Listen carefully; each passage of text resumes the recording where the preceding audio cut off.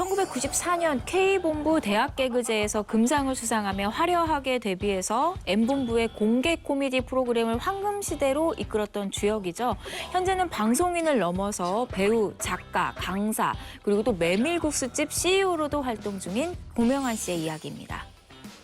네, 고명환 씨는 지난 2022년 12월에 저희 프로그램에도 출연을 하셔서 교통사고의 당시 이야기를 좀 해주셨었는데 그때 들어보니까 정말 큰 사고였더라고요.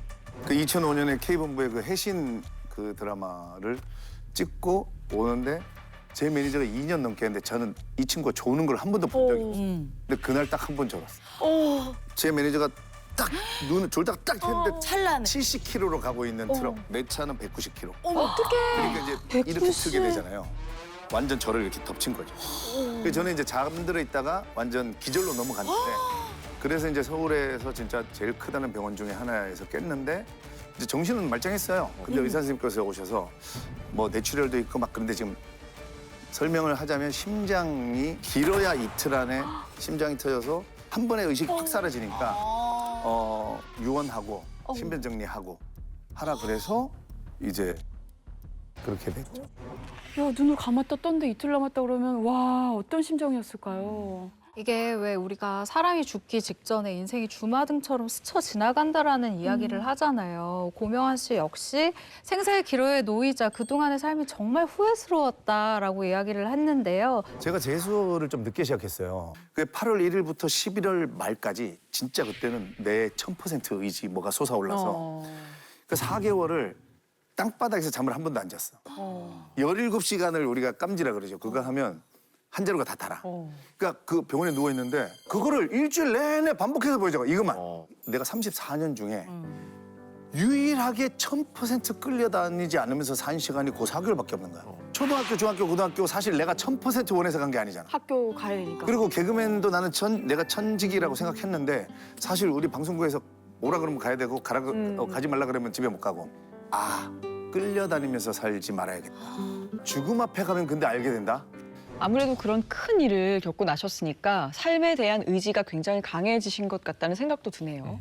이건 그냥 기적이라고 얘기할 수 있을 것 같고요. 다행히 수술은 잘 됐는데 사실 의사가 저렇게 말할 정도면 굉장히 심각한 상태였다고 하죠. 그런데 지금은 누구보다 매우 건강한 상태라고 해요. 하지만 후유증은 있습니다. 그 사고 이후에 한쪽 눈동자를 움직이지 못하는 상황이라고 하는데 근데 지금 이 시점에 고명환 씨는 오히려 그 사고가 고맙다는 얘기를 하기도 해요. 아무리 그래도 자칫 목숨을 잃을 뻔한 사고가 고맙기 쉽지 않을 것 같은데요. 자, 일단 말씀드렸다시피 기적이죠. 기적적으로 살고 난 후에는 이제 정말 내 의지대로 살아야겠다. 돈에 이끌리지 말고 내가 내 방식대로 살아야겠다라는 생각이 들었다는 거죠. 그러면서 고명환 씨가 맨 처음 했던 거는 무작정 책을 사서 읽기 시작을 했습니다. 나는 인생을 다 모르니까 더 많이 하는 사람들이 얘기를 들어보기 시작을 한 거죠. 무려 3000권 이상의 독서를 하게 됐고 이 책에서 얻은 지혜로 연예계를 떠나서 사업에 도전을 했죠. 그래서 2014년 메밀국수 음식점 사업을 시작했는데 이 식당이 그야말로 초대박이 났습니다. 하루에 1000그릇 이상, 주말에는 2000그릇 이상이 나가면서 지금도 연매출 10억 원 이상을 꾸준히 내고 있다고 하고요. 이 가게 운영이 안정적이 되니까는 다른 데까지도 조금 더 바라볼 수 있게 된 거죠. 공장의 유통까지 섭렵을 하고 있어서 현재 고명환 씨의 자산이 어느 정도냐. 알려진 걸 대략적으로 해보면은 30억 원 이상, 부동산만 4채 이상 소유하고 있다고 해요. 야, 근데 본인 상황에 좌절할 법도 한데 보너스로 살게 된 제2의 삶을 진짜 알차게 살고 있다는 생각이 느껴집니다. 네, 거기다가 고명환 씨 총 5권의 책을 출간한 작가님이기도 합니다. 그것도 대형 문구에서 이달의 책, 오늘의 책으로 수없이 선전된 베스트셀러 작가이거든요. 그래서 쉬는 날에는 온오프로 이 강연까지 다니면서 몸이 10개라도 모자란 삶을 살고 계세요. 아침 6시면 남산 도서관에 가서 책을 읽고요. 또 일정이 다 끝난 저녁에 다시 도서관에 가서 책을 본다고 합니다. 그렇게 책을 보고 나면 그날 하루 일을 복기하고 내일 일을 미리 정리하고 계획한다고 합니다. 네, 고명환 씨가 매일 하루도 빠짐없이 너튜브에 긍정 확언 영상을 올리는 걸로 좀 화제가 된 적도 있었잖아요. 긍정 확언이야. 내가 아까 나왔던 매일 그 외치는 거 있죠. 네. 자, 그럼 한번 힘차게 366일 긍정확은 외쳐 봅시다. 1. 나는 사람들을 이렇게 하는 가치를 만든다. 2. 이렇게 하면 돈은 저절로 따라온다. 3. 매일매일 성장하고 감사하는 마음을 가진다. 4. 아침 긍정 확언을 통해 열정을 꾸준하게 유지한다. 드디어 1년 되는 날입니다. 빠빠밤. 내가 됐다라고 외쳐버리니까 점점 이게 믿음이 생기더니 어느 날 제가 베스트셀러 작가의 세상에 살고 있는 거죠. 네. 매일 아침 저녁으로 도서관에 가는 일, 오전에 긍정 확언을 외치는 일. 모두 합쳐봐야 이 1시간 정도지만 이 일을 매일 하는 사람과 하지 않는 사람이 그렇게 5년의 세월을 보냈다라고 생각하면 절대로 따라잡을 수 없는 차이가 생긴다고 확신한다라는 말을 전하기도 했는데요. 아마도 이 죽음의 고비를 넘으면서 이런 긍정 마인드를 가지게 된 게 아닌가라고 생각이 듭니다. 가장 중요한 건 마음먹기 나름 아니겠습니까? 뭐 나쁜 쪽을 보면 한없이 나쁜 쪽으로 생각이 가겠지만 또 밝은 면을 보게 되면 이게 또 좋은 기회가 될 수 있는 거잖아요. 고명환 씨께는 지난 이 사고는 인생의 큰 전환점이 된 그런 사건이 아니었나 싶습니다. 네, 마지막으로 소개해 주실 스타는 갑자기 찾아온 신병으로 인해 죽을 고비를 넘기고 최근 무속인의 길을 걷는 게 알려지면서 화제가 된 분이라고요. 네, 이분은 5살이던 1986년 드라마 시사회로 데뷔했는데 여기까지는 들으면 잘 모르시겠죠? 하지만 한지붕 세 가족의 순돌이 모를 수가 없습니다. 네. 네, 이 이건주 씨의 이야기입니다. 근데 나이를 먹었어도 여전히 사람들은 순돌이의 이미지로 이건주 씨를 기억하고 있는데 신내림을 받고 무속인의 일을 걷고 있는 것으로 알려져 큰 화제를 모았거든요. 네. 근데 이건주 씨가 불과 몇 달 전에 저희 방송에 나오셨었어요. 네. 이면식 씨랑 함께 같이 나왔었는데 맞아요. 정말 밝은 모습이었어서 저는 이 기사를 보고 좀 많이 놀라긴 했어요. 예, 얼마 안 된 얘기잖아요. 진짜 최근 일이죠. 지난 8월 6일인데 한 매체에 보도가 딱 나왔는데 이건주 씨가 경기도 하남에 있는 한 굿당에서 내림굿을 받고 무속인이 됐다. 그냥 딱 단정하는 내용이었어요. 그리고 본인이 이거를 인정도 했습니다. 제가 그래서 취재를 해보니까 이건주 씨가 2년 전부터 심각한 우울증을 앓았고 이로 인해서 극단적 시도 충동도 여러 번 있었다고 해요. 제가 지금 통화했을 때도 얘기를 들었는데 창문이 있으면 막 뛰어내리고 싶다는 생각이 들 정도로 힘들었다는 거죠. 자세한 얘기를 듣고 싶어서 저희 프리한 닥터가 직접 이건주 씨를 찾아가 봤습니다. 네, 안녕하세요. TVN 프리앤 닥터 시청자 여러분 반갑습니다. 이건주입니다. 어머. 어머. 예전에 제가 한번 겨울쯤이죠. 그때 인사를 한번 그래. 드렸었는데 이번에는 또 제가 새롭게 이면식 무당으로 씨. 어떻게 인사를 드리게 됐습니다. 인사드릴게요. 무당 이건주입니다. 아니, 지난번에 뵀을 때랑 너무 달라진 모습인데 이게 도대체 언제 신내림을 받게 되신 거예요? 정확하게 제가 8월 2일 날 신굿을 했고요. 정확히 한 일주일 정도 된 것 같습니다. 예약이 좀 많이 문의도 많이 해주셔서 바쁘게 정신없이 그렇게 지내고 있습니다.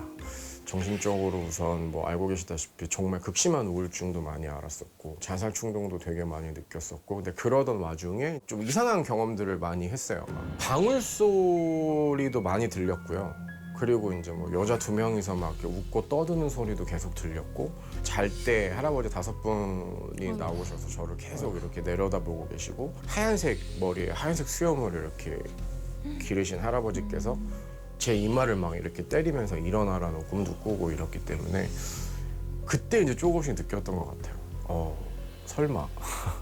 그러던 와중에 지난 4월 이건주 씨가 할머니를 위해서 천도제를 지낸 적이 있다고 해요. 그런데 당시 천도제 구슬을 하고 있던 무속인이 이건주 씨에게 이상한 기운을 느꼈다고 합니다.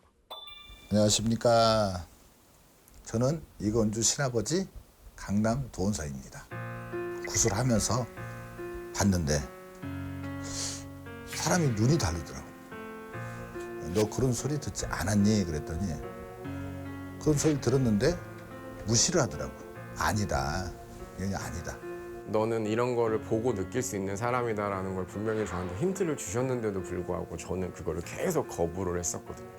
아, 내가 정신으로 뭔가 문제가 있는 거다. 이걸 어떻게 말로 표현을 드려야 될지 모르겠는데 그냥 죽겠구나 싶었어요. 나 정말 이러다가 얼마 못 살겠다. 그냥 죽는구나. 네, 딱 그거였어요.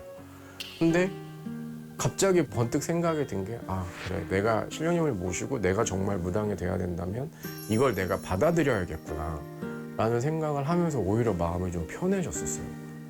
네, 직접 얘기를 들어보니까 그동안 정말 힘든 시간을 보내신 것 같은데요. 소위 말하는 그 신병이 몸이 아닌 정신적으로 온 그런 케이스인 건가요? 저희가 얼마 전에 이런 무속인의 길을 걷는 연예인분들 말씀드렸는데 대부분 몸이 굉장히 아팠다 이런 얘기했잖아요. 근데 이건주 씨 같은 경우는 몸이 아니라 마음의 병이 왔다고 해요. 저희와의 인터뷰에서 신병이 몸으로 안 온 대신 정신병처럼 왔다면서 우울증이 심해지니까 내가 점점 이상해져 가나 보다, 정신이 미쳐가나 보다라고 생각을 했다고 말을 하기도 했는데 이게 하루 이틀이 아니라 2년이라는 시간 동안 정말 심각한 상황이어서 본인도 이제는 아 정말 받아야겠구나라는 생각이 들었다는 거죠. 야, 근데 어디 말도 못하고 얼마나 힘들었을까 싶습니다. 근데 아무리 그래도 갑자기 무속인의 길을 걷겠다라고 하면 가족들의 반대가 있었을 것 같은데요. 맞습니다. 이 이건주 씨가요, 어린 시절 부모님의 이혼으로 2살 때부터 사실 고모의 손에서 자라게 됐어요. 이 부모의 자리를 대신해서 평생 이건주 씨를 이 자식처럼 키워준 고모분, 이 아역 배우 활동 시기에도 이건주 씨 매니저 생활을 자처하면서 밤낮 없이 이건주 씨를 돌봤다고 하거든요. 그러니 이건주 씨가 무속인이 된다고 했을 때 얼마나 가슴이 무너졌을까 싶죠. 그런데 그런 고모가 처음에는 절대 안 된다, 울면서 결사반대를 하다가 이건주 씨에게 정말 뜻밖의 이야기를 했다고 합니다.